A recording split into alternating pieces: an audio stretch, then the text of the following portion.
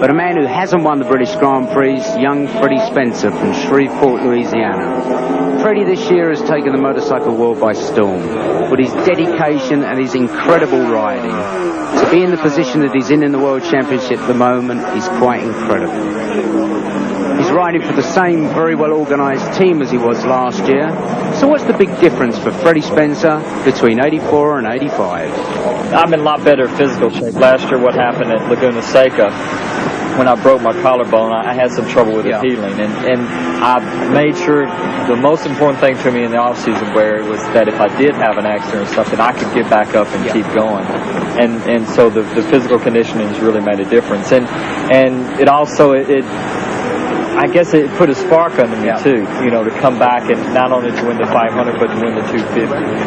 And I don't want another like last season, another season like last year. I don't want to always win.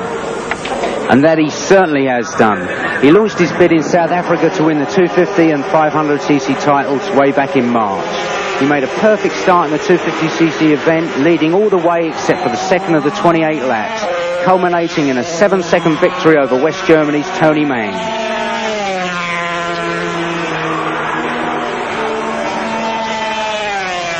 The 500 race was a different story, with Spencer locked in a great battle with fellow American Eddie Lawson. He dominated early on, but Lawson took the lead in the 8th lap and was never headed. The message from the world champion was clear. Freddie, you're going to have to work for it. There were problems for Franco and Chini at the start of the warm-up lap in Spain. And another one to suffer was Wayne Gardner, number 7, before fighting back to finish 4th. But once again it was Freddie Spencer who dominated. All this despite breaking a thumb in a tumble in practice. Spencer's great rival Eddie Lawson's second place put the two level in the 500 class.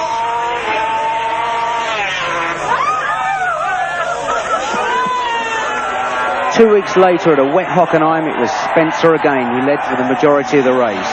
But a badly worn rear tyre let in Frenchman Christian Saron, number 6, who'd fought his way up from a bad start in 10th position to take the lead in the closing stages. Saron's victory on a Yamaha was to break an American run of 3 successive wins in West Germany. The 4th round in Mugello, Italy was to be the start of an incredible sequence of wins for Spencer on a demanding circuit that saw Italian Balbi crash into the protective tyres early on. He was unharmed. Spencer led from as early as the 2nd lap, the Honda proving to be vastly superior on such a demanding course to Lawson's Yamaha. His 9-second win was shortly to be repeated in the 250 event to give him his first double of the season. Having already won the smaller class in Austria, Spencer found himself locked in a frantic battle with Eddie Lawson in the 500 race.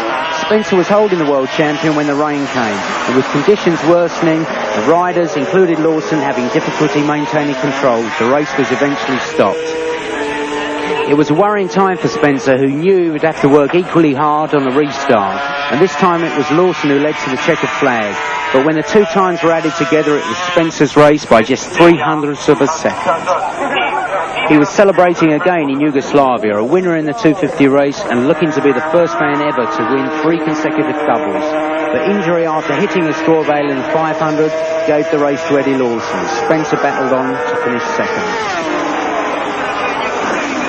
The Dutch Grand Prix would see the worst racing conditions ever seen at Assen. It was American Randy Mamela who led from the start, and in the chase for the lead, disaster struck Spencer as Christian Saron's Yamaha lost grip on the treacherous surface and sent him and the championship leader sliding off the circuit. You know, of course I was not happy because all I could see there was the hard work to get a 10-point lead, and it was gone.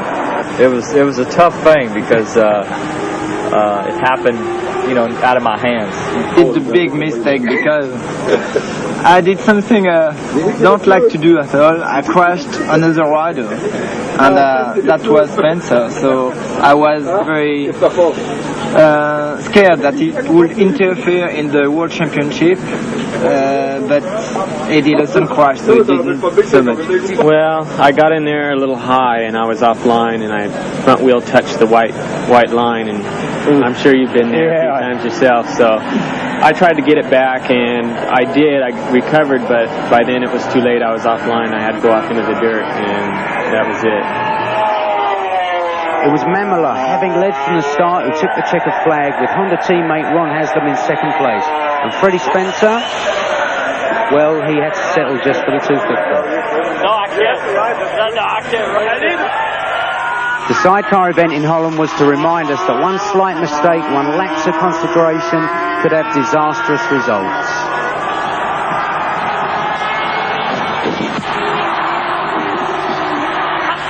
Happily on this occasion, Britain's Steve Webster and Tony Hewitt were not too badly hurt.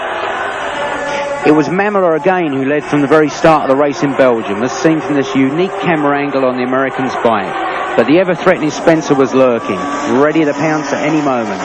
He took the lead even before the end of the first lap and was never to be headed.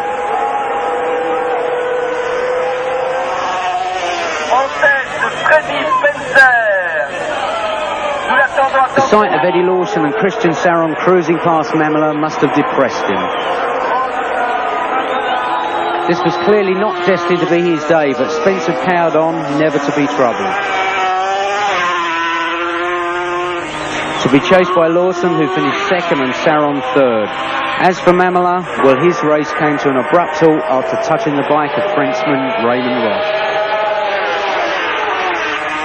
For Spencer, it was his fourth win of the season, and all this preceded by another 250 victory, putting him in an almost unassailable position in that championship.